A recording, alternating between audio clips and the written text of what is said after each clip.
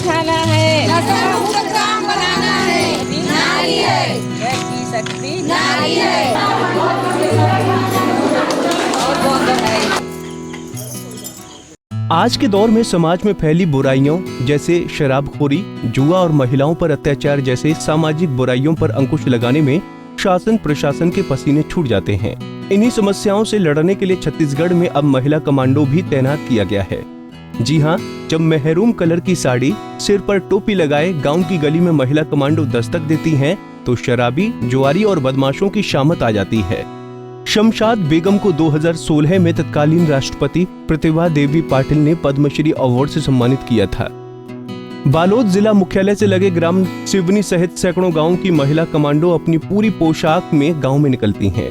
गांव की स्वच्छता और अनुशासन बनाने की काम करती हैं, जिसके परिणाम स्वरूप गांव में पहले की अपेक्षा अब बहुत से परिवर्तन दिखाई दे रहे हैं।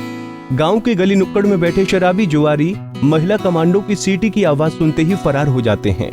छत्तीसगढ़ में 14 जिलों में कुछ 65,000 महिलाएं इस सुधार कार्य से जुड़ी हुई हैं, जिसकी संस्थापक शमशाद बेगम है, जो लगातार 16 सालों से महिला कमांडो को लीड कर रही हैं। जहां शासन प्रशासन समाज में बढ़ रही अपराधों को रोकने में नतमस्तक हो जाते हैं, तो वहां पर महिला कमांडो गांधी नीति के तरीके से सुधार कर रही हैं। हमारे साथ जो है पद्मश्री से नवाजी गई शमशाद बेगम जी है, जिन्होंने जो है महिला कमांडो की गठन किया है। और आज हम उन्हीं से जानते हैं कि महिला कमांडो को कैसे संचालित करती है और यह किस तरह से जो है गांव में जो है कार्य करती है।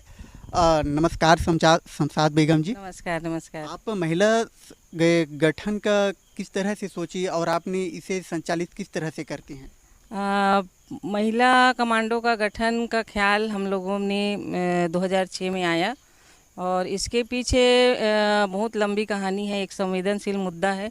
हमारे समाज में महिलाओं के साथ बहुत सारे कुरीतियाँ जुड़ी हुई है, जैसे कि दहेज प्रथा है, बाल विवाह है, कन्या भ्रूण हत्या है, लैंगिक भेदभाव है, घरेलू हिंसा है और हमारे छत्तीसगढ़ में टोन्ही प्रथा है। तो इन सब बुराइयों को दूर करने के लिए हम लोगों ने गांव की ही ऐसी तेज तर्रार सेवा भावी कर्मठ महिलाओं को चुना जो इन कुरीतियों को दूर कर सके। और उसके साथ ही साथ हमारे समाज में नशाखोरी भी बढ़ता जा रहा है, छोटे छोटे बच्चे भी नशे के गर्त में जा रहे हैं, तो उनको भी हमको दूर करना था। और इसमें सबसे ज़्यादा हमारी बहनें पीड़ित थी, तो जो बहनों की पीड़ा थी उसको हमको दूर करने के लिए हम लोगों ने इनको महिला कमांडो का नाम दिया और इनको हम लोग सीधे पुलिस विभाग से जोड़ा। हमारे उस समय 2006 में दीपांशु काबरा जी दुर्ग जिले के एसपी थे, तो उन्होंने अपनी खुशी जाहिर की और उन्होंने कहा कि हम इनको पुलिस मित्र बनाएंगे। और उसके बाद फिर हमारा काम चलते गया, 100 महिलाओं से हमने शुरू किया था और आज स्थिति ये है कि छत्तीसगढ़ के 14 ज़िले में हम लोगों ने 65,000 महिला कमांडो जो वॉलंटियरी अपने गांव-गांव में सेवाएं दे रही हैं, समाज को सुधारने का काम कर रही हैं, अवैध शराब पकड़ने का, गांजा पकड़ने का भी काम कर रही हैं।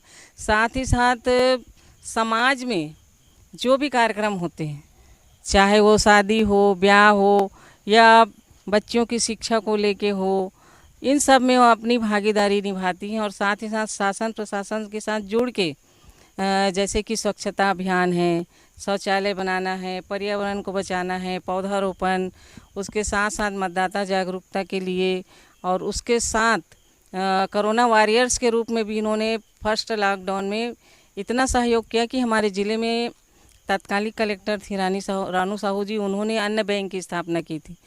तो उस अन्न बैंक के लिए हमारी महिला कमांडो घर घर जाती थी और चावल, दाल, सब्जी, पैसे और मास्क सिल कर इन्होंने जिला प्रशासन को भेंट किया। अच्छा, आज की स्थिति में जो है पूरे छत्तीसगढ़ में कितनी महिलाएं कमांडो संगठित हैं जो कार्य कर रही है सामाजिक कुरीतियों को दूर करने के लिए? छत्तीसगढ़ में 14 ज़िले में अभी हम लोगों ने 65,000 महिला कमांडो, स्वयं हमको गांव में जाना नहीं पड़ता, स्वयं सुन के हमारी महिला कमांडो आती हैं और हमारे ऑफिस में ट्रेनिंग लेती हैं। अब भी फ़ोन आया था अभी गरियाबंद से कि हम ट्रेनिंग लेने आ रहे हैं शुक्रवार को। तो इस तरीके से महिला कमांडो एक गांव से दूसरे गांव सुन के कि हमको भी महिला कमांडो बनना है और महिला कमांडो बनने के लिए वो हमारे ऑफिस में आती हैं, उनको हम प्रशिक्षण देते हैं और इनके पास एक डेली डायरी होती है और रोज़ लिखती हैं कि हमारे गांव में आज क्या हुआ, हम गश्त किए तो हम किनको समझाए, पूरा उनका डेली डायरी भी होता है। अच्छा, ये तो रही समाज के कुरीतियों को दूर हटाने के लिए महिलाओं की सेवाएं। तो महिलाओं के रोजगार के लिए किस तरह से व्यवस्था करती हैं आपकी संस्था? किस तरह से उन लोगों को रोजगार से जोड़ने के लिए प्रेरित करती है? हमारी संस्था का उद्देश्य है महिला सशक्तिकरण। तो महिला सशक्तिकरण को लेके हम शुरू से ही काम कर रहे हैं 1990 से, जिसमें शिक्षा, रोजगार सभी कुछ जुड़ा हुआ है। तो हम इन बहनों को हम लोग स्व सहायता समूह से जोड़ते हैं और आज ये हमारी बहनें का सभी का बैंकों में समूह का खाता खुला है। एक गांव में 20-25 ऐसे समूह आपको मिलेंगे और इनकी छोटी छोटी बचत आज लाखों में है और हर साल ये लोग बैंकों से लोन लेके खेती किसानी के लिए, छोटे छोटे रोजगार के लिए लोग काम कर रही हैं। अभी गौठानों में काम कर रही हैं, खाद बना रही हैं, गोबर का दिया बना रही हैं, गोबर का क्या बोलते हैं, राखी, गोबर के चप्पल, इस तरीके से काम कर रही हैं। फिनाइल है, साबुन है, बड़ी, पापड़, अचार, ऐसे सारे काम हमारी बहनें कर रही हैं ताकि ये अपने पैरों पे खड़े हो सके। तो ये हमारा प्रयास है कि हमारी बहनें आर्थिक रूप से भी सक्षम हों और राजनीति में भी हमारी बहनें आ रही हैं, क्योंकि आज इतनी ये सक्षम हो गई हैं, समाज में इनका सम्मान बढ़ रहा है। तो पंच, सरपंच, जिला, जनपद सब में ये लोग चुन के भी आते जा रही हैं और समाज को सेवाएं दे रही हैं। तो आप जो है जो महिलाएं हैं जो इस संगठन से नहीं जुड़े हैं, जो बहुत सारे आज भी ऐसे गांव हैं जहां पे सामाजिक कुरीतियां हैं, शराबखोरी, नशाखोरी, इस तरह से कई सारी कुरीतियां हैं, तो उन महिलाओं के लिए आप क्या संदेश देना चाहेंगे?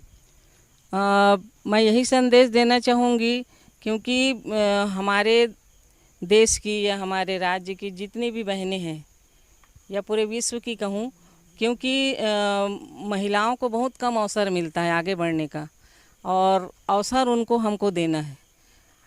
अब आपको बताते हैं कौन है पद्मश्री शमशाद बेगम।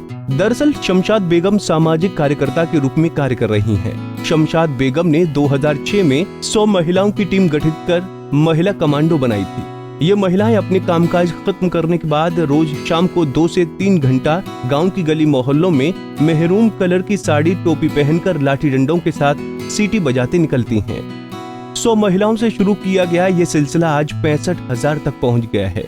पंजाब केसरी टीवी के लिए बालोद से लीलाधर निर्मलकर की रिपोर्ट। हमसे जुड़े रहने के लिए हमारे YouTube चैनल को सब्सक्राइब करें और नई वीडियो की नोटिफिकेशन के लिए बेल आइकॉन को दबाएं। अगर आप ये वीडियो Facebook पर देख रहे हैं तो लाइक जरूर करें और ज्यादा से ज्यादा शेयर करें। धन्यवाद।